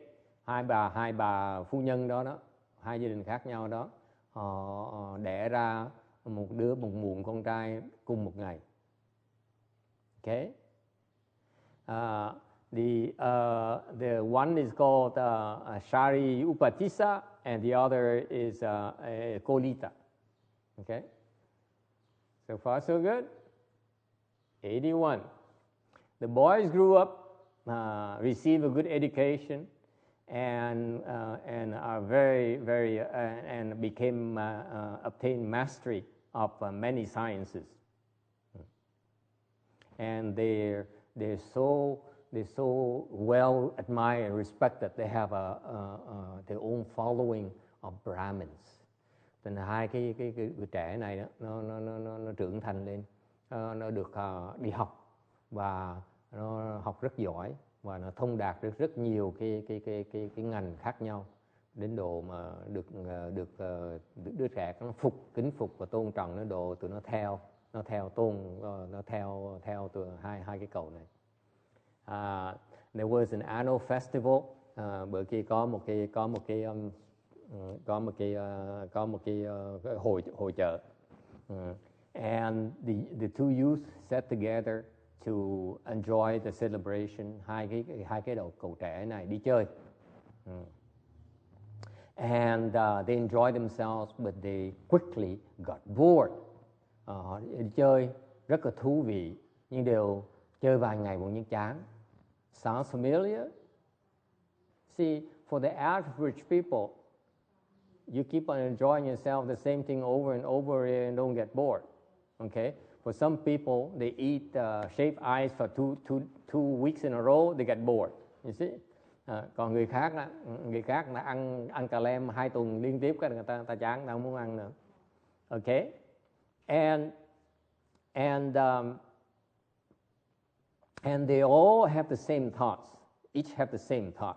Và các cậu đó có một cái tư tưởng nó sinh trong đầu. says, this is so boring.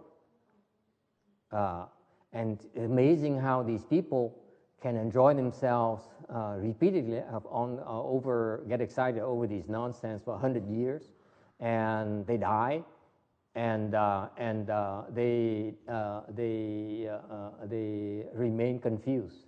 So how do I escape this human condition? Trẻ rồi. You remember these boys are very very young. Okay, quý vị phải nhớ rằng hai cậu trẻ nó còn trẻ tuổi dễ sợ lắm, mà đã có tư tưởng như vậy rồi. Có gì thú vị đâu. Mình đeo đuổi cái vui chơi này cả một đời, một cuộc đời, 100 năm nữa đấy, nó cũng vô ích, nó chả đi tới đâu hết. Okay, mình phải tìm cách mà tránh thoát được cái vòng luẩn quẩn này.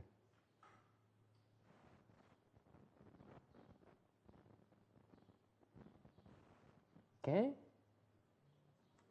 82, 82. So Kolita said to Upatissa, what do you have in mind? How come you don't enjoy yourself? What would you like to do? Thì người bạn mới hỏi nhau là bạn có vẻ không có thích thú nữa, bây giờ muốn làm cái gì đây? So they both came to the same conclusion. Bạn thân với nhau thành cùng một cái sự hiểu biết. It says,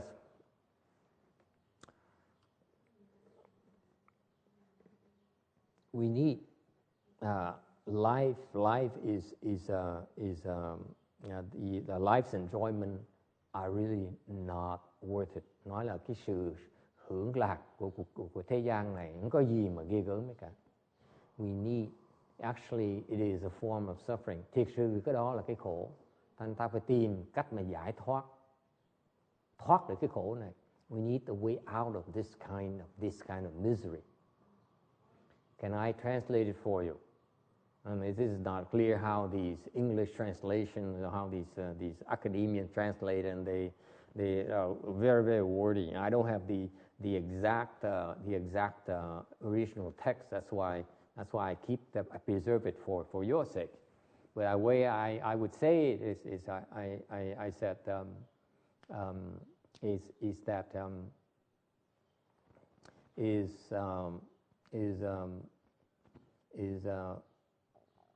life is miserable to these boys.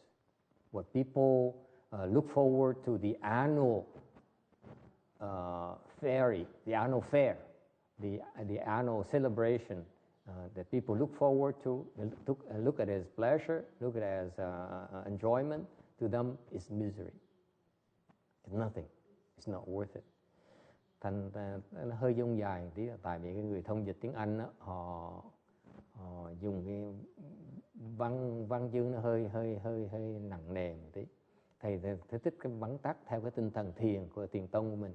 Okay, là đại khái nói đó, hai cái cậu trẻ này mặc dù còn trẻ tuổi là khám phá rằng cuộc đời đó là chỉ là cái bể khổ thôi. Thấy khổ không thấy sướng vậy. They only see misery. They don't see any nothing to be excited about. Anyone feels that way? Có ai cảm thấy như vậy không? Boy, that's depressing, isn't it? I have a depressed person who feels like his life is so depressing, so miserable. Okay?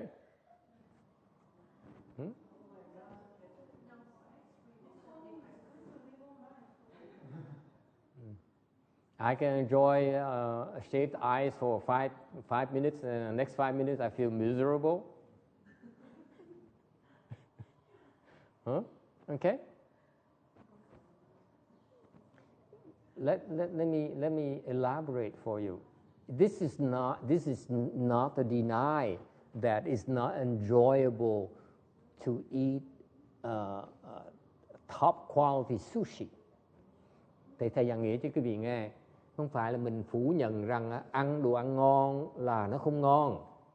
Ăn đồ ăn nó không có ngon. Ok? Nhưng điều cái ngon đó nó chỉ quá ngắn đi. Và sau cái ngon đó là cái khổ của cái chán chường. here's what happens. You enjoy for this short time span while you're eating it. And after you eat it, then becomes miserable. This is a problem they see. You see this? We Buddhists are not saying life is totally miserable. We are saying that it's interspersed. Misery, happiness. Actually is more miserable moments and more happy moments. So far, so good? That's my personal experience. I love to death and I hate it so much. The rest of my life. Okay? That's life. Đó là cái cảnh giới của đời con người.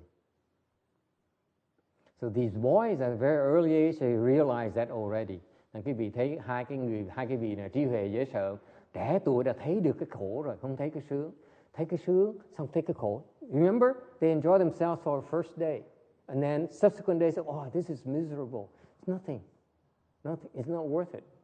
Quý vị thấy cái quá trình họ dễ sợ. Ngày đầu tiên họ thích thú dễ sợ. Ngày thứ nhì, ngày thứ ba, chán chưa. Kim Điền, you have a problem. Kim Điền says, I violently disagree with Master. I find life so enjoyable. I'm so happy. Yeah, self-denial. Thank you.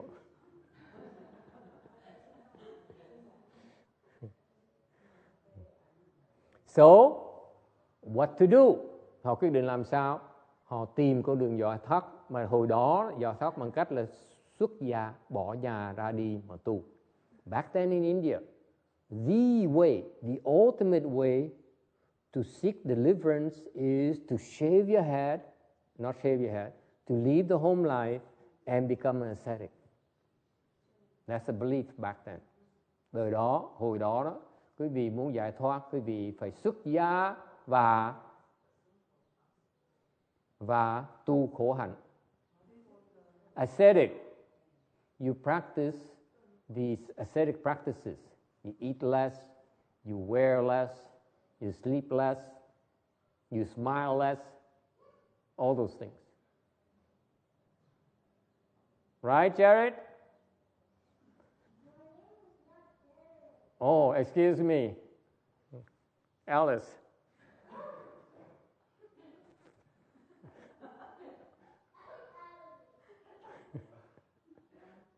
Anthony, come back.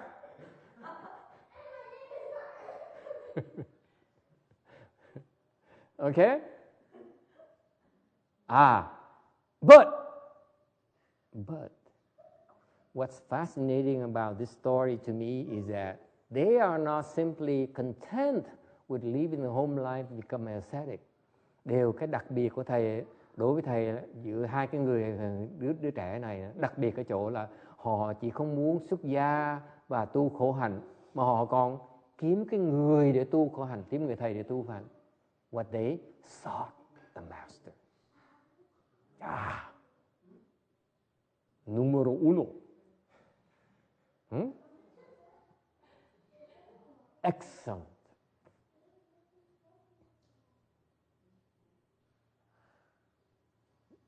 Việt Nam gọi là gì? Y nhân bất y pháp.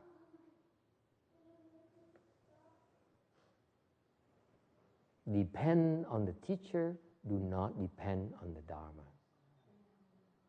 Y rẩn, bu y pháp. The Hinayana says, y pháp, bu y rẩn. Mahayana says, y rẩn, bu y pháp. Exact opposite. There's a catch, right? There's no catch. What if you are stuck with the wrong teacher in your school? What? If you're with the wrong teacher, you're screwed. That's the catch, right? There's no catch. You deserve it. You place your first on the wrong guy? Tough luck. Come on, grow up, man. It's just life. Cái người Việt Nam mình là chuyên môn chủ trương là y pháp bất y nhân, hoàn toàn sai lầm. Đây là thầy chứng minh những cái người mà căn cơ cao ta y nhân bất y pháp.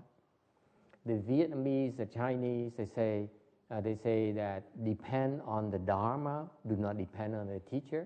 Or the American teacher says, do what I say, not what I do. Okay? Right, text? Okay? That's Hinayana. Mahayana, which is the opposite, says we follow the teacher, we don't follow the Dharma.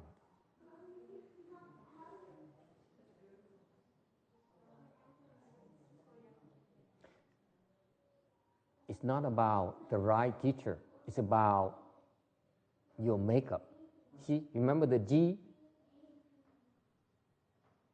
See, the G here? Your makeup. Your makeup is that you want a teacher, you don't want a Dharma. Dễ sợ không? Hồi nãy thầy nói cái tấm 79, thầy nói là cái cơ đó là cái cơ cấu quý vị đòi ông thầy chứ không nhất định không theo pháp.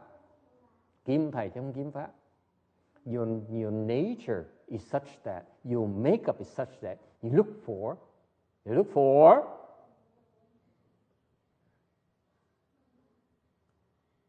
teacher. Isn't it cool?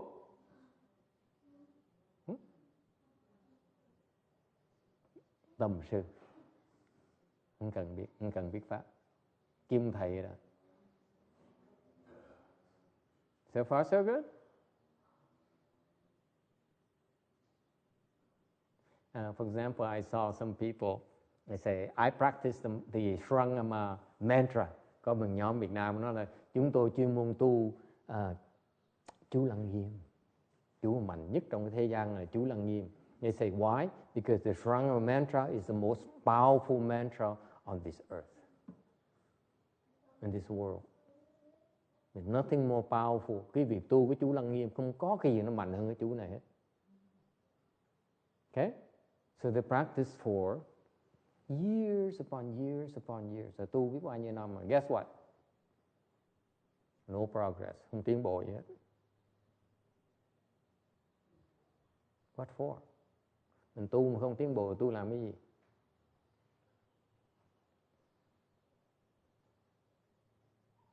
That to me is the proof why we as Mahayana practitioners, we follow the teacher, we don't follow the Dharma. Thành bởi vì cái chủ trương của Đại thừa chúng tôi á là chủ trương theo ông thầy, không theo cái pháp.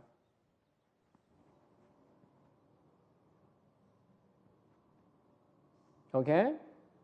83. So they heard of a great Sanjaya, okay, who is a great teacher. Rồi họ nghe được cái vị thầy rất nổi tiếng, Sanjaya. So they went to him and studied under him. Họ tới ông thầy này, hai cậu trẻ này đó, tới đầu quân với ông thầy này. Okay, and they brought their own followers, so đem tất cả những cái lâu la ông đó, của tụi nó, hai đứa trẻ này tới đầu quân với ông thầy này luôn. Okay, and because of and the same thing happened to us.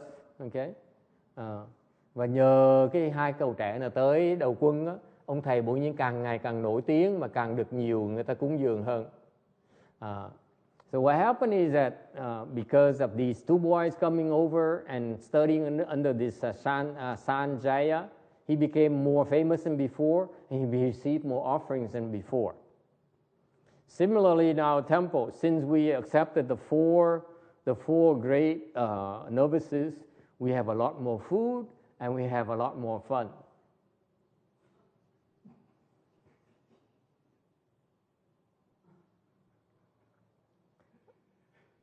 It has happened before in my several years of teaching. 7-8 năm trời thầy dạy, trước giờ ăn đố mèo đố mốc.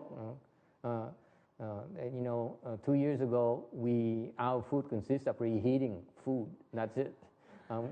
Trong tuần là ăn đồ ăn hâm thôi. Okay. Or bên một xuyến chế cooking his green barf looking like barf like food. Hoặc là thầy hiền giới thầy nấu như đồ ăn mà nó giống như đồ ăn bữa vậy, nó xanh xanh, nó gớm gớm. Okay,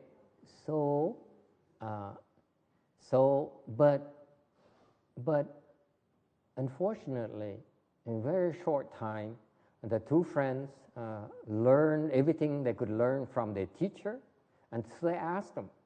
It's very direct. Đã không kiếm thầy không, đã tìm cầu sư không, còn dám, còn rất là thẳng thắn. And they're very direct. They said, am I missing anything?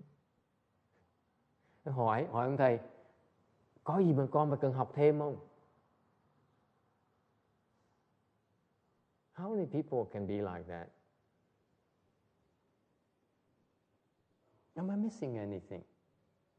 He says, no, you know everything I know. Ông thầy cũng thẳng thắn đó. Không, tụi bay biết cũng giống như thầy biết. Okay. You know the hands and eyes. Cứ go nhổn. Vì bây giờ có thụ nhãn thì tự túc được rồi.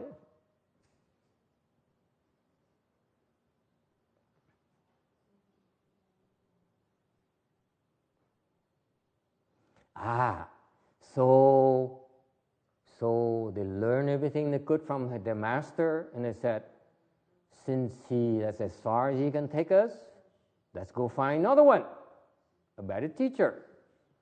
Thành đây là cái tinh thần của tầm sư, của cái đại thừa mình. Một khi mình học hết cái pháp của ông thầy mình rồi đó, thì mới nói rằng bây giờ ông thầy hết sức rồi thì mình đi kiếm ông thầy khác giỏi hơn để mà học. Does that answer your prior question, Miss Han? What if the teacher is a lousy teacher? You spend half a day with him. That's all. Don't worry. If you know as much as your teacher, he cannot teach you anymore. There's nothing new to you anymore.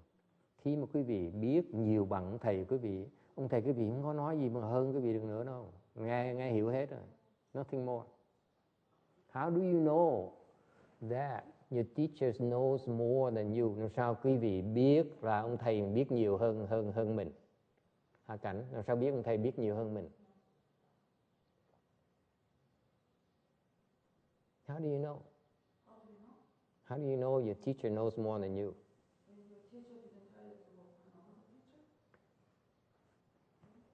Mr. Beaumont, how do you know your teacher knows more than you? See, I lecture to you these questions on the tip of my tongue. I hope someone would ask me, and no one asked me. That's why I have to ask myself these types of questions. How do you know, Miss Han? How do you know your teacher? Your teacher can no longer teach you. How do you know? How do you know? How do you know? 入境你怎么知道你的老师跟你是一样的 How do you know?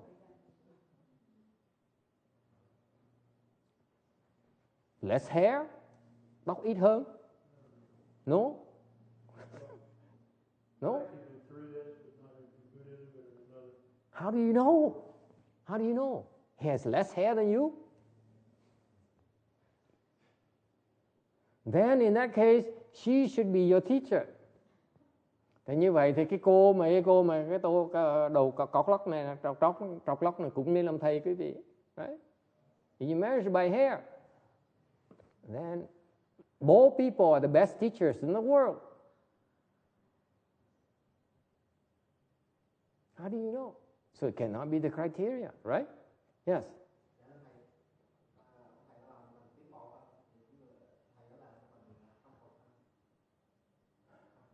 He says, I admire my teacher.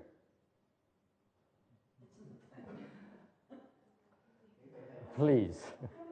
Please. Bad criteria. Yes.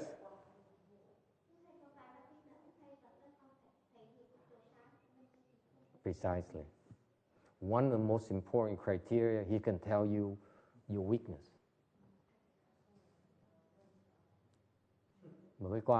Một cái điều kiện rất quan trọng, thầy thấy được cái sơ khuyết của quý vị. Yes. But then your friends can tell you that too. Not the same, is it? You say, your friend says, Shana, you greedy. Okay?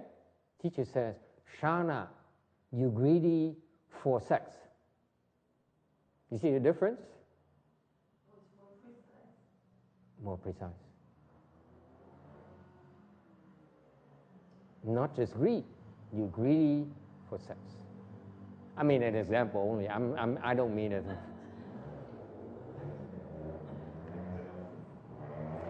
Of course, we all know Shana is not like that, okay? Internet people, Shana, we won't tell her last name, begins with an H. And I only use example, Shana is greedy for sex, it's as an example. Of course, it's not true. Really? Really? Really? Oh, excuse me.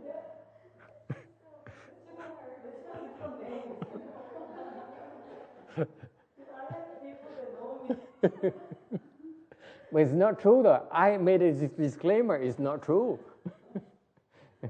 Why do you admit it? I should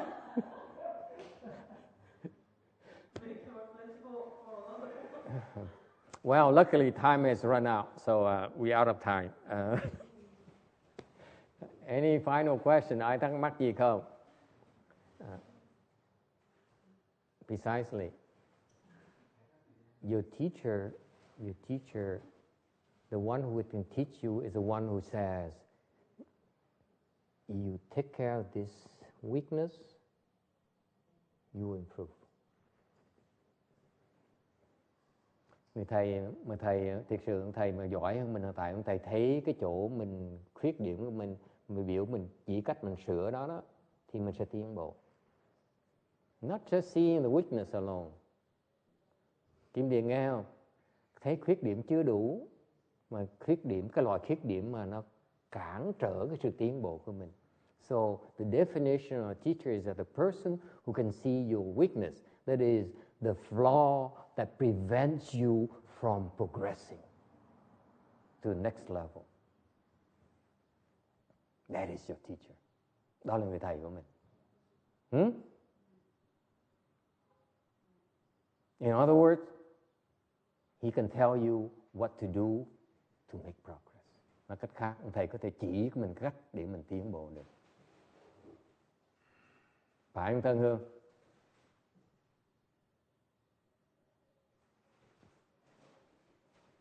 Phải có cách chứ. Phải có biết cái cách để mà thoát chứ. Mình không biết thì ông ta phải biết, ông mới dạy mình được chứ. So far so good. So that's why we talked about a certain nun recently who stayed at a certain temple that we will not mention names. Big temple, famous temple for 17 years. Okay? I think some of you might guess what the temple is, what that nun is. Okay? Who that nun is. But after 17 years, and now she passed away, where she's going? To the heavens. No good. For our particular Dharma, the teaching should be that to help you attain deliverance, not get stuck in the heavens. Mahayana is designed to help you attain deliverance, not send you to the heavens. Is it clear? Chị Viên ai có hiểu không? Một cái người sư cô đó ở trong cái chùa gần 20 năm, mà để cuối cùng khi mà chết á, chỉ có hy vọng có được đi lên quả trời thôi á, thì cái đó pháp là pháp trật rồi. Nghe không Thân Hương? Cái giải thoát không phải lên quả trời, lên quả trời là chết ngắt. Is it clear? Going to the heavens is not deliverance for us Mahayana practitioners. Okay? Wrong Dharma. Wrong teachers.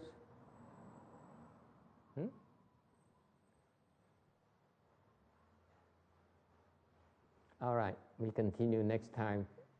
We stop at 84. Mình ngừng lại tâm 84. Tuần sau mình tiếp tục. Today we go through these things very fast. That's very good. Hopefully we can finish this sutra someday.